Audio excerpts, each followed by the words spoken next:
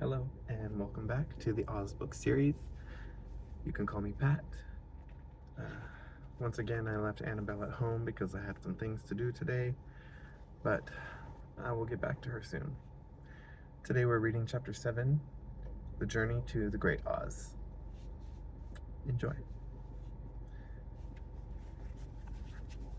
They were obliged to camp out that night under a large tree in the forest, for there were no houses near. The tree made a good, thick covering to protect them from the dew, and the Tin Woodman chopped a great pile of wood with his axe, and Dorothy built a splendid fire that warmed her and made her feel less lonely.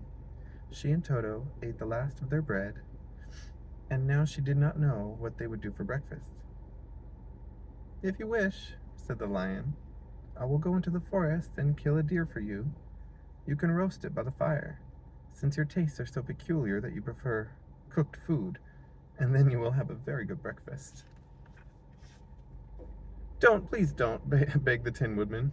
"I should certainly weep if you killed a poor deer, and then my jaws would rust." But the lion went away into the forest and found his own supper, and no one ever knew what it was, for he didn't mention it. And the Scarecrow found a tree full of nuts, and filled Dorothy's basket with them, so that she would not be hungry for a long time. She thought this was very kind and thoughtful of the Scarecrow, but she laughed heartily at the awkward way in which the poor creature picked up the nuts.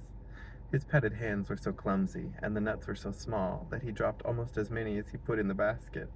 But the Scarecrow did not mind how long it took him to fill the basket, for it enabled him to keep away from the fire, as he feared a spark might get into his straw and burn him up.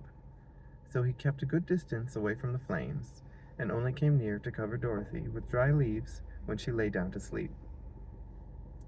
These kept her very snug and warm, and she slept soundly until morning. When it was daylight, the girl bathed her face in a little rippling brook, and soon after they all started toward the Emerald City. This was to be an eventful day for the travelers. They had hardly been walking an hour when they saw before them a great ditch that crossed the road and divided the forest as far as they could see on either side. It was a very wide ditch, and when they crept up to the edge and looked into it, they could see it was also very deep, and there were many big, jagged rocks at the bottom. The sides were so steep that none of them could climb down, and for a moment it seemed that their journey must end. "What shall we do?" asked Dorothy despairingly. "I haven't the faintest idea," said the Tin Woodman, and the lion shook his shaggy mane and looked thoughtful. But the Scarecrow said, "We cannot fly, that is certain. Neither can we climb down into this great ditch. Therefore, if we cannot jump over it, we must stop where we are." "I think I could jump over it," said the Cowardly Lion, after measuring the distance carefully in his mind. "Then we are all right," answered the Scarecrow, "for you can carry us all over on your back, one at a time." "Well, I'll try it," said the Lion. "Who'll go first?" "I will," declared the Scarecrow, "for if you found that you could not jump over the gulf, Dorothy would be killed, or the Tin Woodman badly dented on the rocks below. But if I am on your back, it will not matter much, for the fall would not hurt me at all." "I am terribly afraid of falling myself," said the Cowardly Lion, "but I suppose there is nothing to do but try it. So get on my back, and we will make the attempt." The Scarecrow sat upon the lion's back, and the big beast walked to the edge of the gulf and crouched down. "Why don't you run and jump?" asked the Scarecrow. "Because that isn't the way we lions do these things," he replied. Then, giving a great spring, he shot through the air and landed safely on the other side. They were all greatly pleased to see how easily he did it, and after the Scarecrow had got down from his back, the lion sprang across the ditch again. Dorothy thought she would go next, so she took Toto in her arms and climbed on the lion's back, holding tightly to his mane with one hand. The next moment it seemed as if she were flying through the air, and then before she had time to think about it, she was safe on the other side. The lion went back a third time and got the Tin Woodman, and when they all sat down for a few moments to give the beast a chance to rest, for his great leaps had made his breath short, and he panted like a big dog that has been running too long. They found the forest very thick on this side, and it looked dark and gloomy. After the lion had rested, they started along the road of yellow brick, silently wondering, each in his own mind, if ever they would come to the end of the woods and reach the bright sunshine again. To add to their discomfort, they soon heard strange noises in the depths of the forest, and the lion whispered to them that it was in this part of the country that the Kalidas lived. "What are the Kalidas?" asked the girl. "They are monstrous beasts with bodies like bears and heads like tigers," replied the lion, "and with claws so long and sharp that they could tear me in two as easily as I could kill Toto. I'm terribly afraid of the Kalidas." "I'm not surprised that you are," returned Dorothy. "They must be dreadful beasts." The lion was about to reply when suddenly they came to another gulf across the road, but this one was so broad and deep that the lion knew at once he could not leap across it. So they sat down to consider what they should do, and after serious thought, the Scarecrow said, "Here is a great tree, standing close to the ditch. If the Tin Woodman can chop it down so that it would fall to the other side, we can walk across it easily." "That is a first-rate idea," said the lion.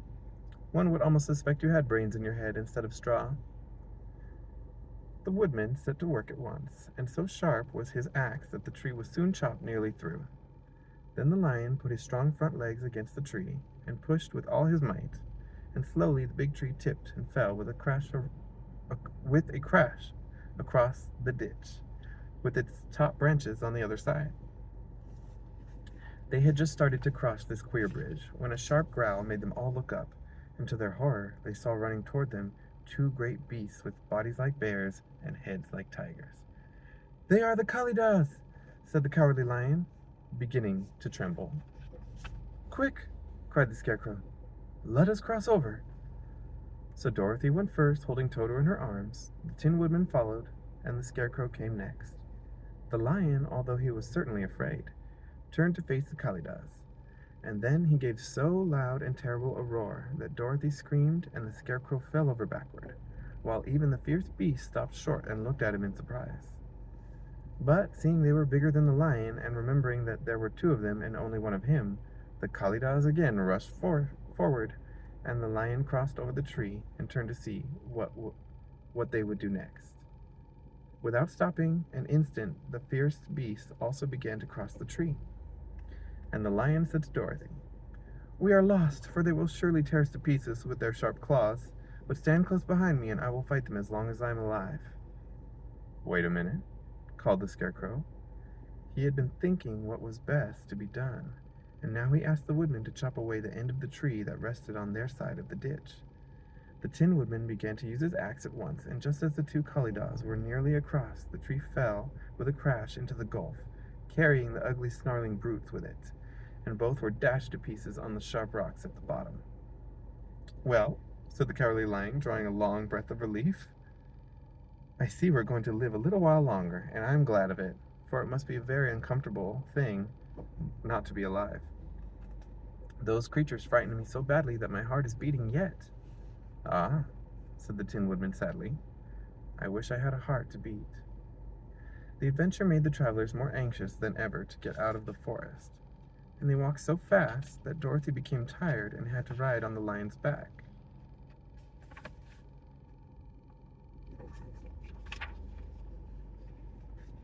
To their great joy, the trees became thinner the farther they advanced, and in the afternoon they suddenly came upon a broad river flowing swiftly just before them. On the other side of the water, they could see the road of yellow brick running through a beautiful country, with green meadows dotted with bright flowers, and all the road bordered with trees hanging full of delicious fruits. They were greatly pleased to see this delightful country before them. "How shall we cross the river?" asked Dorothy. "That is easily done," replied the Scarecrow. "The Tin Woodman must build us a raft, so we can float to the other side." So the woodman took his axe and began to chop down small trees to make a raft, and while he was busy at this, the Scarecrow found on the riverbank a tree full of fine fruit. This pleased Dorothy, who had eaten nothing but nuts all day, and she made a hearty meal of the ripe fruit. But it takes time to make a raft, even when one is as industrious and untiring as the Tin Woodman. And when night came, the work was not done. So they found a cozy place under the trees, where they slept well until the morning, and Dorothy dreamed of the Emerald City and of the good wizard Oz, who would soon send her back to her own home again. Thank you so much for listening. That was Chapter 7, The Journey to the Great Oz. Thank you for listening, and I hope you enjoyed. Take it easy.